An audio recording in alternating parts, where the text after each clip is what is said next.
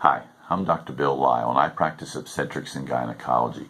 I'm board certified in obstetrics and gynecology. I've been in practice for almost 20 years, and I'm licensed to practice medicine in both Florida and Alabama.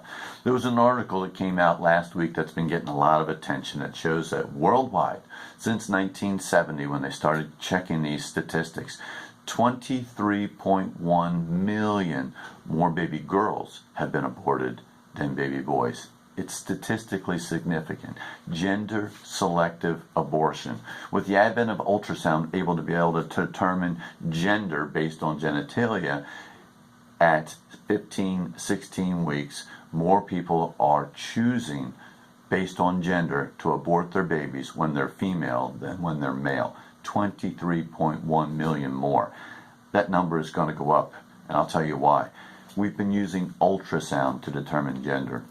Ultrasound can determine gender maybe 14, 15, 16 weeks, depending on conditions. And people are selecting more preferentially baby girls to be aborted than they are baby boys. But with the advent of what's called cell-free DNA testing, where we can actually do a blood test on a mom 7 weeks after conception, 9 weeks after the first day of the last menstrual period, we can look for little fragments of the baby's DNA that are in the mom's blood, and we can see, is this gender XX or is this gender XY? Is this a girl or is this a boy?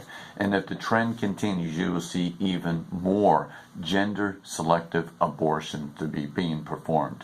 But it's not so much that people are gender selecting the abortions. It's the fact that we're having so many abortions. Since 1970, about 1.7 billion babies have been aborted worldwide. Billion with a B. That's the real horror, not that people are gender selecting one over the other. Of all the murders that are committed in the United States, the victims, 78% of those victims are male. Do we want to work on trying to get that number down so that it's more of a 50-50? No.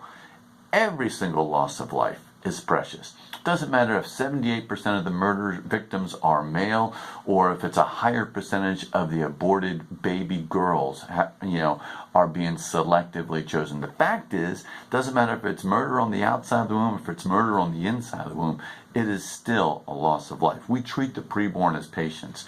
We're doing blood transfusions at our hospital to the babies on the inside as early as 19 weeks gestation.